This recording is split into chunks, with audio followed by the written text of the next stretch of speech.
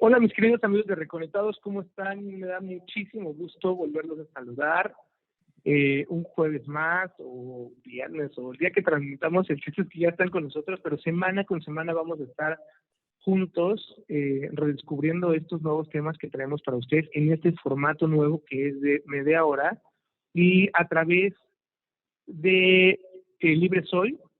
Desde ahí nos van a poder ir consultando. Y una vez más estamos, muchísimas gracias mi querido amigo Enrique Centeno por acompañarnos en un programa más. Te mando un saludote y bueno, salúdanos. Gracias, ¿no? El placer es totalmente mío, Carlos, gracias por la invitación y aquí estamos nuevamente. Buenísimo, pues mira, me da mucho gusto que nos estés acompañando en este programa y todos los que nos puedas acompañar, porque como les platicábamos el programa anterior, pues en esta temporada vamos a estar redescubriendo muchos temas de la masculinidad, ¿no? O sea, vamos a estar hablando temas de masculinidad, cómo se construye, qué es ser hombre, qué significa esta palabra, ¿no? De masculinidad y de hombre y cómo nos tenemos que vincular. Y cuando digo cómo nos tenemos, es a nivel de una propuesta que tenemos para ustedes, que buscan no engancharse en la propuesta hegemónica, ¿no? De este constructo normativo hacia cómo se debe de construir un arquetipo de hombre, sino más bien descubrir las diferentes masculinidades que existen y desde esta masculinidad empezar a vincularnos en una relación horizontal, ¿no? Para con los otros, que no me quiero poner en este término de otros, porque pues finalmente lo dice Pablo, ya no hay hombre ni mujer, ¿no? Judío, ¿no?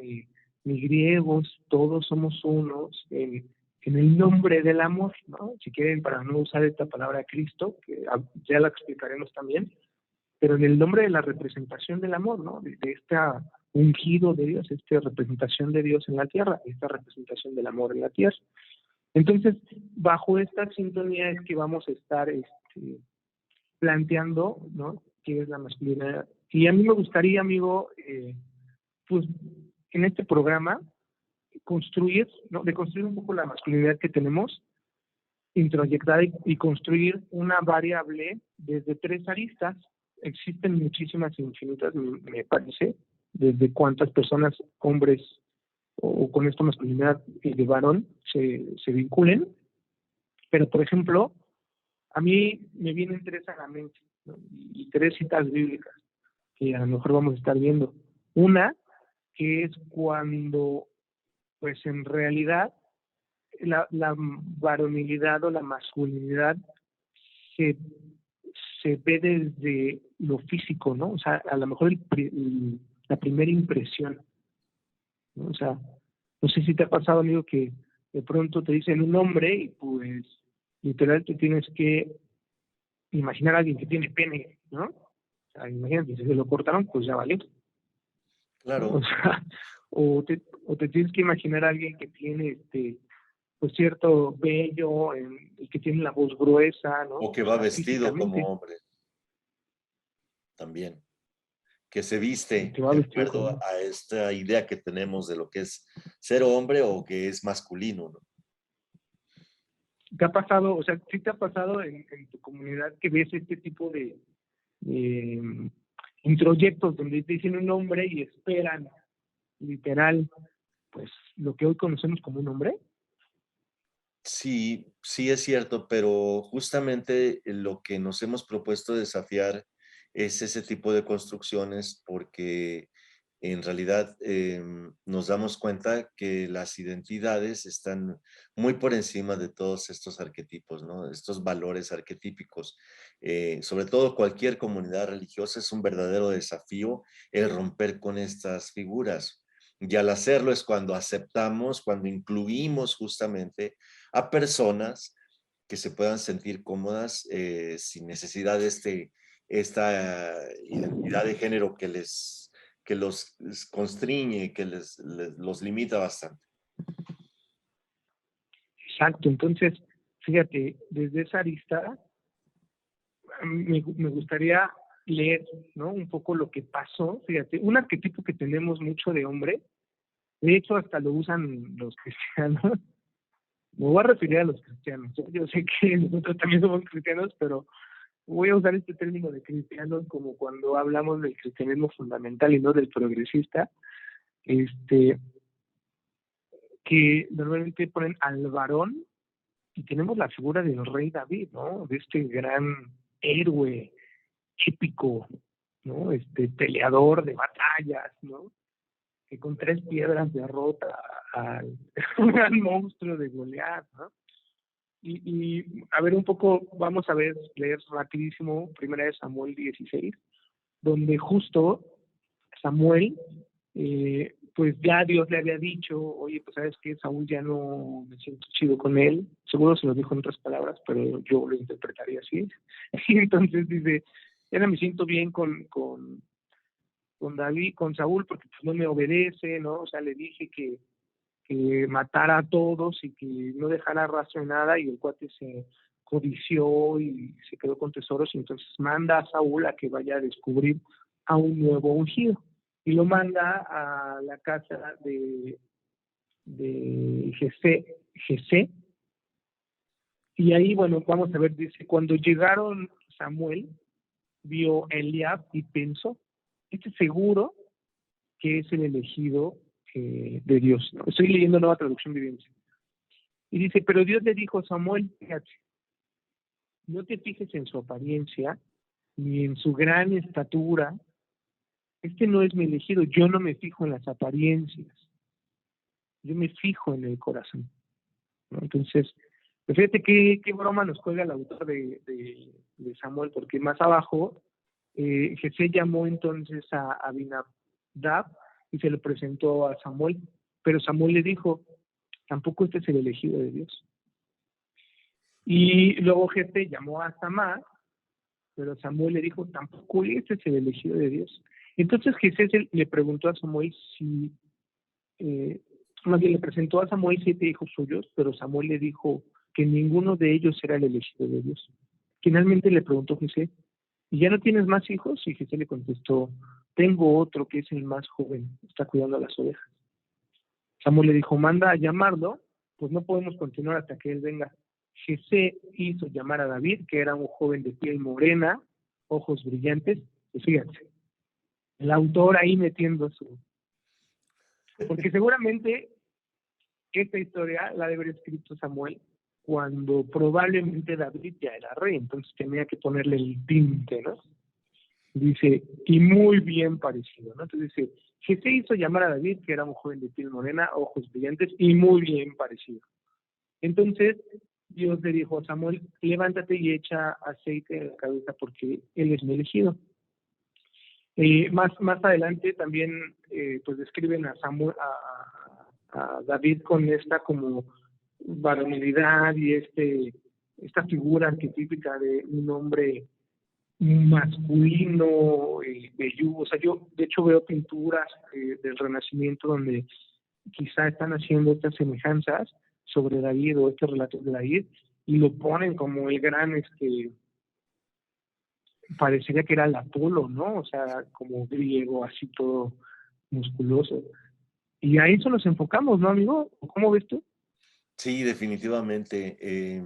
Y yo creo que es muy importante lo que acabas de decir, la forma en que fue escrito esto, se tiene que ver en contexto, ¿no? Definitivamente, ¿no? Y se ve ahí del escritor la intención de agradar, pues, a un rey, justamente, ¿no? Entonces, de exaltarlo, ¿no? Este afán de resaltar la belleza física y los atributos físicos, no lo vamos a encontrar a lo largo de toda la Biblia, pero ahora justamente vamos a pasar a otras escrituras que nos van a mostrar la otra cara, ¿no? Que tenías preparada, ¿no? Para Sí. esto.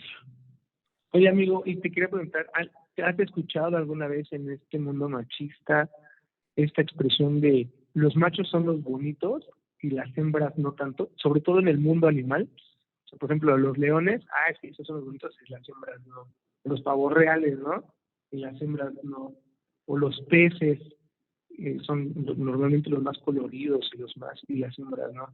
¿Te ha tocado esa connotación en la raza humana? No sé si es la raza. Sí, sí me ha tocado, pero también hay un contraste porque también hay otro tipo de discurso en ese sentido, ¿no?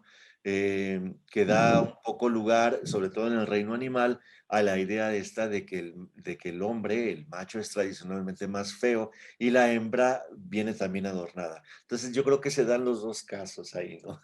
La naturaleza es muy Ay, sabia ay. porque equilibra muy bien esas dos visiones, ¿no? Puso feo, sí, guapo. Oye, fíjate que está chistoso porque sí es cierto que también existe este dicho, sobre todo en México, ¿no? Que dicen el hombre es feo, fuerte y formal, ¿no? Ahí la tienes. Sí es cierto. Proverbios 38. No se ha escrito, no se ha escrito. Ahorita lo escribimos en la Biblia para que se recuerde.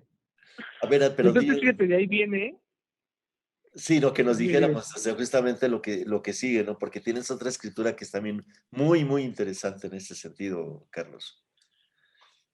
Claro, o sea, de ahí viene, por ejemplo, entonces, si descartamos la parte física, y justo lo que me dices, entonces es fuerte y formal, ¿no? Entonces ahora vámonos a esta connotación que tiene que ver con, bueno, pues es de buena palabra, ¿no? Tiene verbo, ¿no? Verbo mata carita, ¿no? Entonces a lo mejor pues ya sacamos al David, ¿no? Pero pues nos vamos ahora con el verbo. Y parecería que también una connotación masculina es aquel superpredicador que tiene la facilidad de palabra, o aquel conquistador, ¿no? Que sabe qué decir, ese diplomático, este personaje que tiene cierta carisma. Y hay algo que me llama mucho la atención, voy a leer un personajazo que a mí se me hace el gran liberador, mucha de la teología judía está ahí, híjole, me estoy metiendo en problemas, pero está recargada, que es el gran liberador del pueblo de Israel, ¿no? O sea, del pueblo o sea, que estaba en la esclavitud egipcia, el gran Moisés, ¿no? Entonces todos, no sé, a ti cuando de chiquito te decían de Moisés, ¿qué te imaginabas? Bueno, yo me imaginaba a Charlton Heston haciendo los 10 mandamientos. Yo me compré mucho esta idea, ¿no? De este hombre poderoso con su vara, ¿no? En medio de esta montaña recibiendo estas lenguas de fuego, ¿no? Para escribir los 10 mandamientos. De verdad, yo me quedé mucho con esta idea, ¿no? Y es difícil imaginarlo de otra forma, ¿no? El cine lo representa así, ¿no? Con una fortaleza a prueba de todo, ¿no? Maduro, casi anciano, pero muy sabio, ¿no? O sea, es todo un derroche, no ves en él ninguna debilidad, ¿no crees?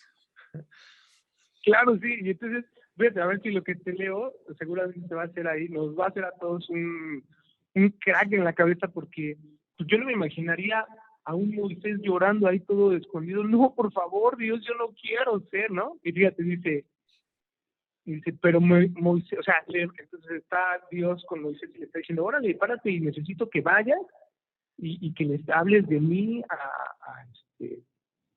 al faraón y que te enfrentes a él y que le digas pues que los tiene que liberar, ¿no? Y dice, y si no te creen y te escuchan, aún después de estas dos señales, entonces recoge un poco de agua del río Nilo y derrámala sobre el suelo seco. En cuanto lo hagas, el agua del Nilo se convertirá en sangre sobre el suelo. Entonces es parte de los milagros que estás diciendo, ¿no? Que va a hacer Moisés. Esto está en Éxodo 4, del 9 al 11.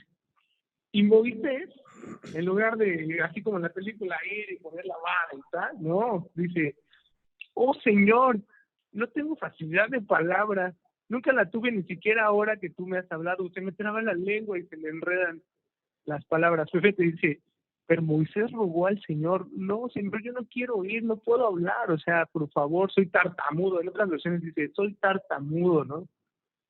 Entonces el Señor, pues ya enojado, yo creo, le haber dicho, le dice aquí, dice, entonces el Señor le preguntó, ¿quién forma la boca de esa persona?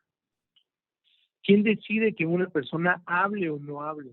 ¿Que oiga o no oiga? ¿Que vea o no vea? ¿Acaso no soy yo el Señor? O sea, todavía Dios intentando convencer a Moisés. A ver, Moisés, o sea, yo no me fijo en si puedes hablar, si yo voy a estar ahí contigo, si te estoy diciendo que esto va a pasar y que vas a ayudar al pueblo, pues hazlo. Pero otra vez nosotros comprándonos como hombres, este imaginario de fortaleza exacerbada y que nada te da miedo cuando nos cagamos, sí, perdón la palabra, pero nos cagamos de miedo todo el tiempo. Sí, y además es maravilloso este pasaje porque justamente rompe con esta imagen tan clásica de este Moisés, que es como un coloso, ¿no? Como el que esculpió a Miguel Ángel, ¿no? Incluso, ¿no? Em, que es como de piedra y a prueba a toda resistencia, y nos encontramos con un ser humano común y corriente, con un hombre que tiene defectos, posiblemente del habla, y el habla es tan importante, bien decías tú ahorita, ¿no? Es lo que justamente da seguridad, brinda este entorno de seguridad a la masculinidad que se pretenda construir, ¿no? Un hombre que se case con este arquetipo, ¿no?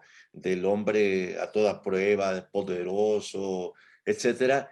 Imagínatelo, bueno, pero ello, o sea, imagínatelo así con esta situación de lenguaje, o sea, se disminuye automáticamente, queda pequeñito, ¿no? Y lo vemos en el caso de todas las personas que padecen de tartamudez, ¿no?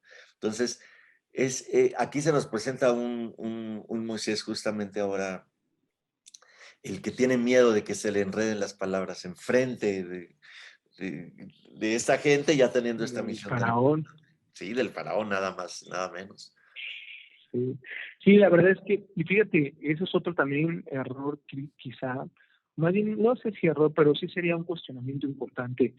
¿Cuántas veces nosotros estamos viendo a un hombre nervioso o un hombre que, pues en realidad está en ese momento con un desborde de emociones que, claro, como hombre, si no es justificación, pero como hombre tenemos que saber la empatía de que muchos hombres no tuvimos educación emocional y no sabemos cómo gestionar emociones y se te desbordan y no sabes qué hacer con ellas. Y en lugar de a veces ser empáticos con esta persona, que subes en el empoderamiento de saber que a lo mejor tú no estás nervioso, que tú tienes el control de la situación y entonces lo subordinas, haces una subordinación emocional, Se cuando aplasta. deberíamos de hacer lo contrario. Claro, lo aplastamos, ¿no?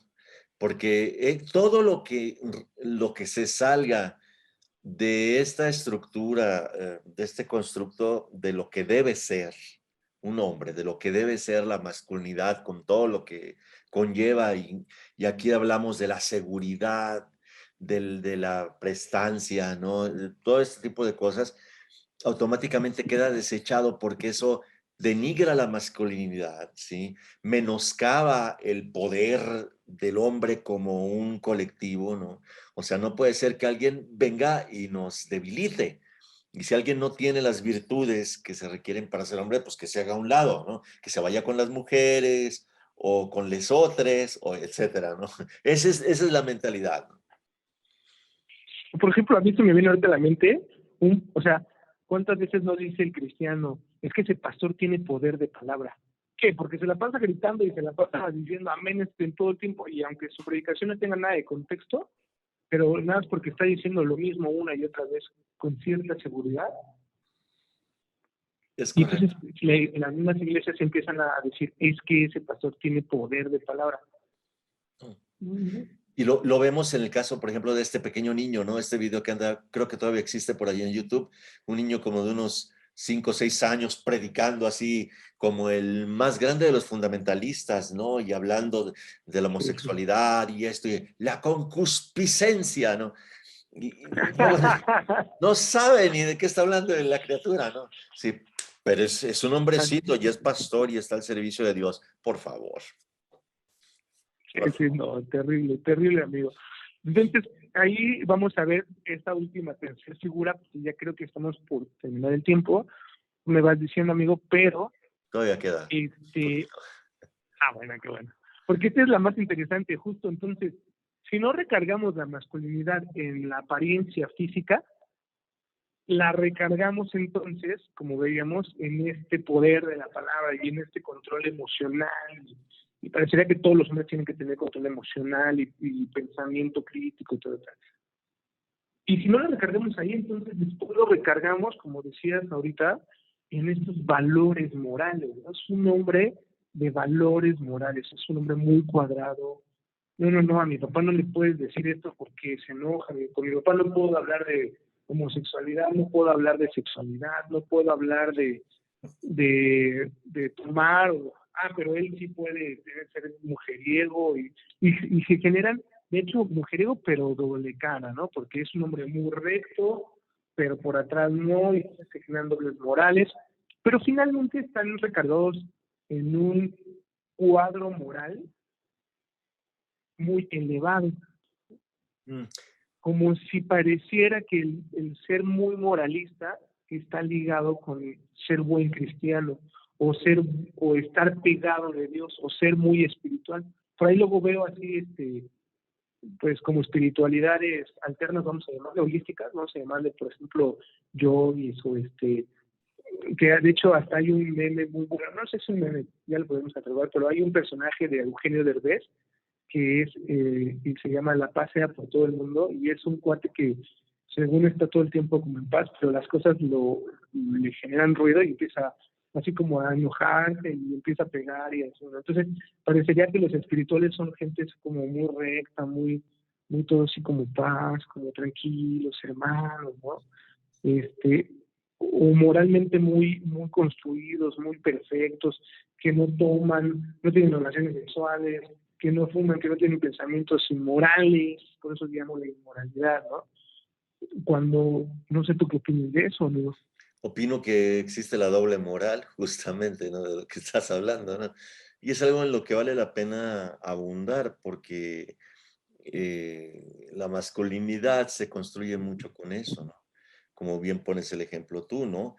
Vemos a hombres aparentemente muy dignos los domingos en las congregaciones, padres que son amorosos, esposos perfectos, ¿no? Pero con una doble vida. Y esto lo vemos reflejado después y vemos, por ejemplo, las salas de terapia o en los consultorios psiquiátricos o en otros círculos, vemos que se van desnudando estas situaciones, ¿no? Y todo el sufrimiento que traen hacia las familias y hacia todo el entorno, ¿no? Entonces sí hay doble moral, definitivamente. No sé si te voy a poner aprietos con esta pregunta, amigo, pero ¿qué tal van los feminicidios o las violencias hacia la mujer en una tierra muy moral como Puebla? Van de mal en peor, definitivamente. Puebla es uno de los estados de la República con más feminicidios, junto con Veracruz, donde la violencia es imparable y donde hay mucho transfeminicidio también. Las mujeres trans no se salvan porque representan justamente lo mismo para el patriarcado. Para el hombre la mujer es un objeto de uso y son cuerpos desechables, porque, y sobre todo cuando no tienen las virtudes que según los hombres debieran tener como para ser dignas y aspirar quizás a ser madres o a estar al servicio del todopoderoso varón. Entonces sí, Puebla desafortunadamente es un estado donde se vive mucha violencia. Las mujeres también lo muestran y dan cuenta de ello.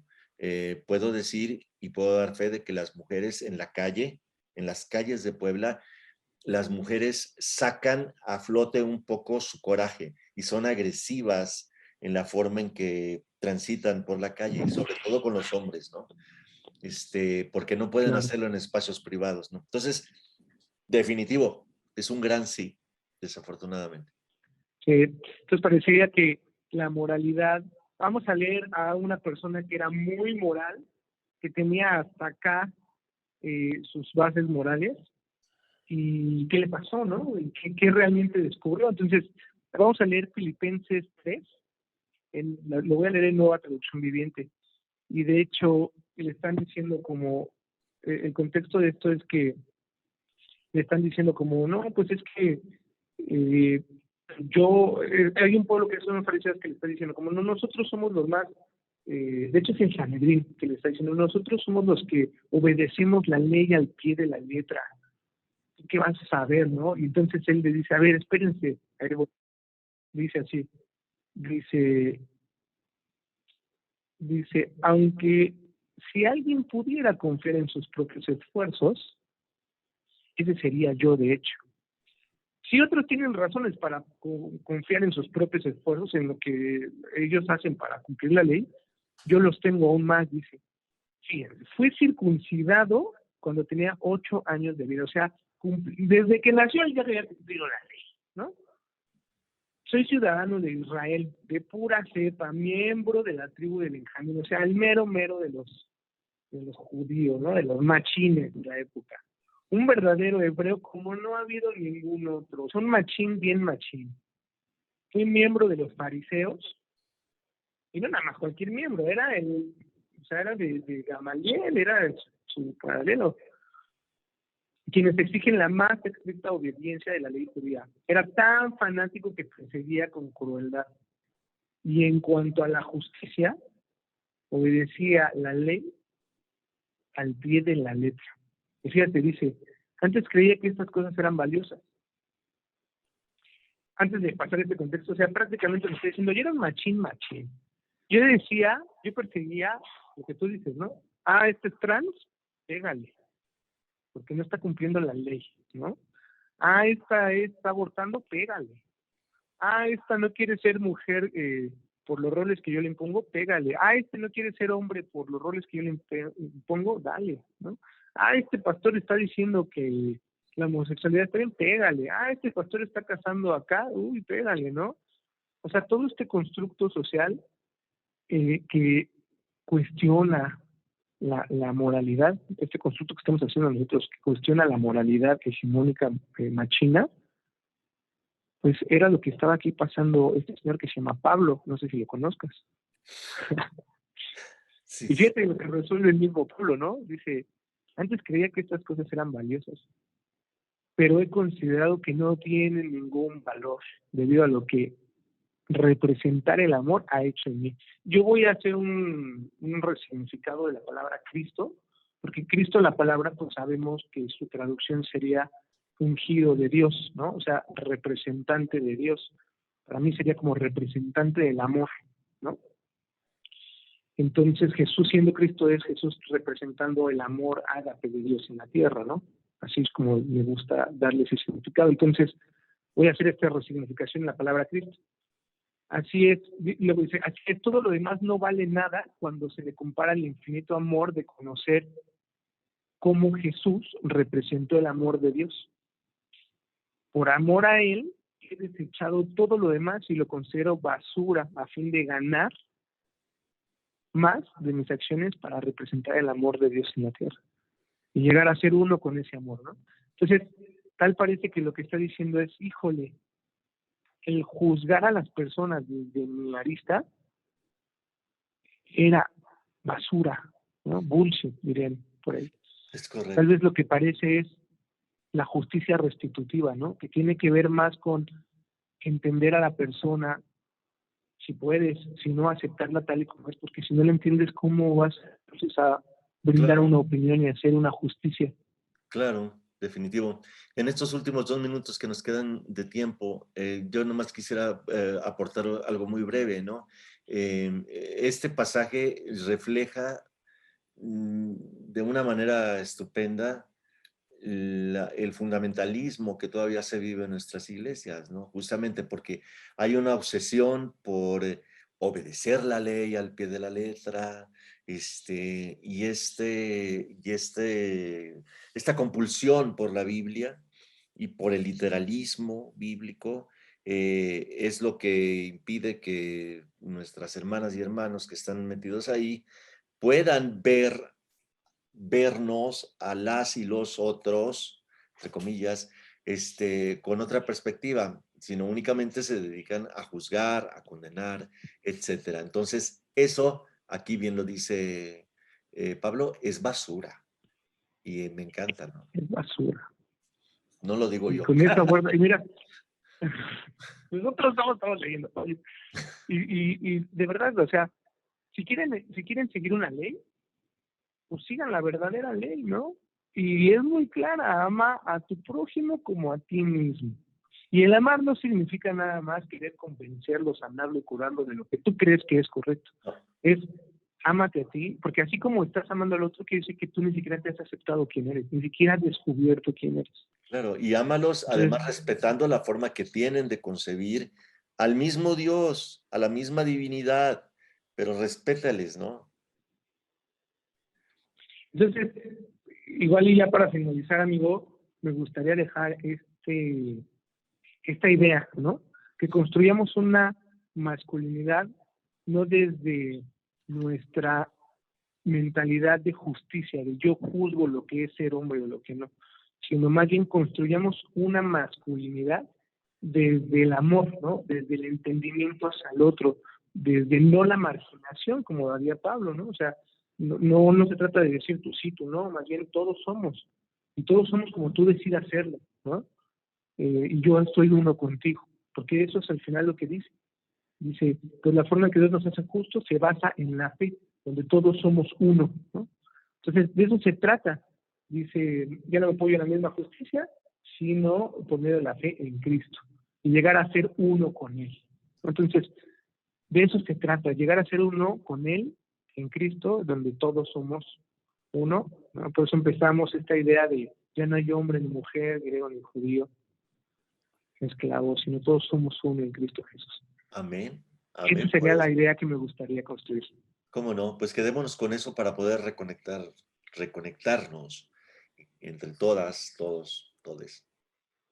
Entonces, pues amigo, me dio muchísimo gusto verte acá. Si Dios nos da licencia, dirían mis abuelitas. Nos vemos la próxima semana. Y ojalá nos sigas acompañando y platiquemos. Muchas gracias. Ya les contaremos un poquito de lo que viene en el siguiente programa, pero todos estos programas vamos a estar hablando de esto, de masculinidades, y me dio muchísimo gusto de verdad que estés acá, amigo, ayudándonos a construir estas ideas, que creo que tú tienes mucho que aportarnos. Al contrario, muchas gracias por la invitación, Carlos, y aquí estaremos con mucho gusto, claro que sí. Bueno, pues muchas gracias. Síganos por Libre Soy, vamos a estar teniendo ahí. Jueves a las En 8. algunos casos, Jueves a las jueves a 8. las 8. Sí, en algunos casos yo se los estaré enviando, pero si no, ayúdenos siguiendo, ¿no? O sea, porque luego ahí tienen que estarlos enviando. Esto es público, por favor, pongan esfuerzo. Y nos vemos entonces el próximo jueves a las 8. Te mando un abrazo, amigo, que tengas Un bonita noche. abrazo. Bendiciones a todos. Chao, bye. Chao.